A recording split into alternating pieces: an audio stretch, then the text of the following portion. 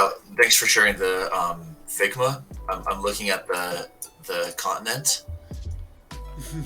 It just makes me think of like it reminds me of D-Day.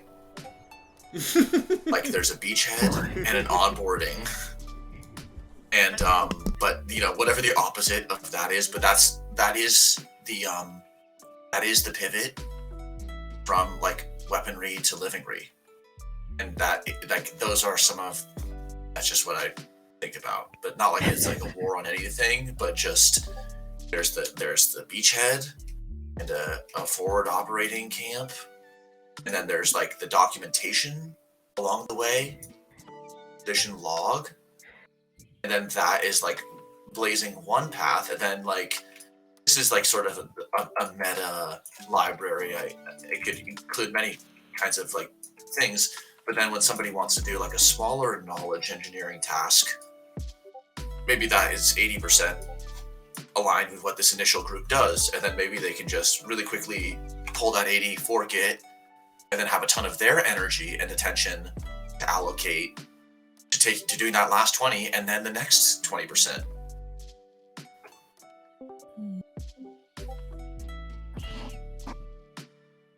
So, like,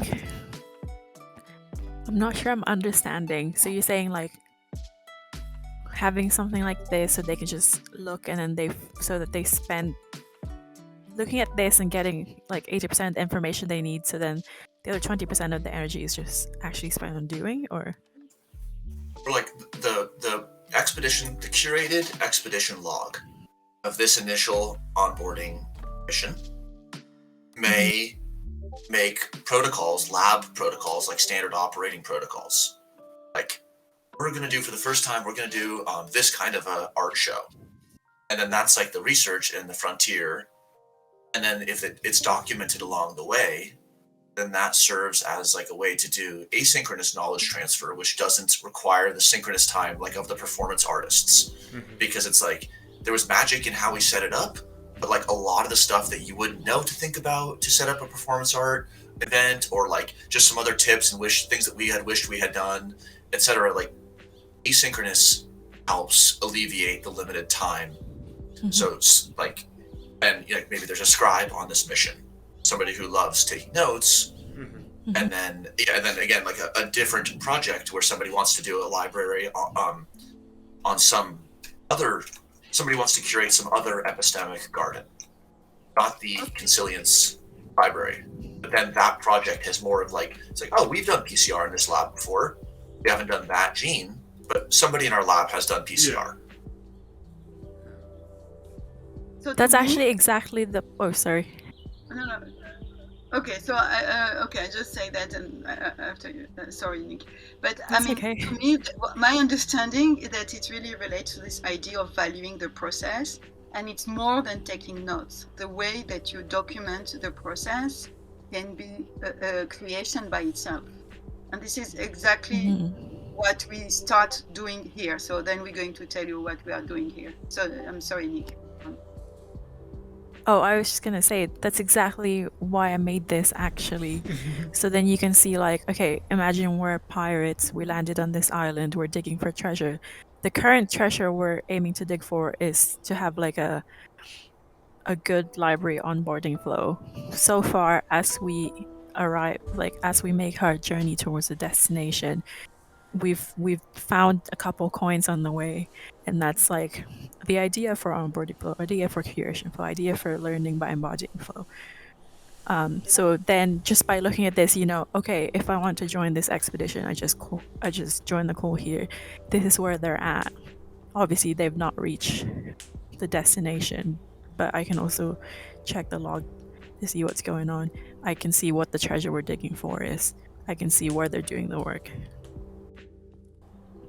And yeah, I guess the art performance in this case would be like the movement of the participants through this map as they make their journey, and then eventually as we come up with like, once we finish gathering this treasure, we move on to something else, maybe working on something else, then we have like a new treasure to dig for, and then that's a new journey, and then eventually the finished product is the map of our experiences as the onboarding team.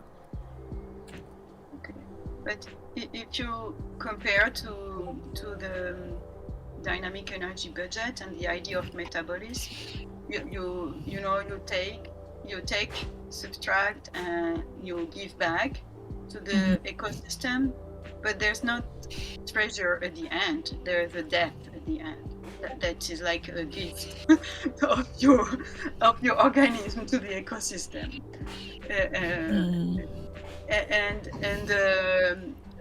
For me, one inspiration was really to value the process very strongly and in the way of how it interconnects, and then it creates some small projects or small treasures along the road.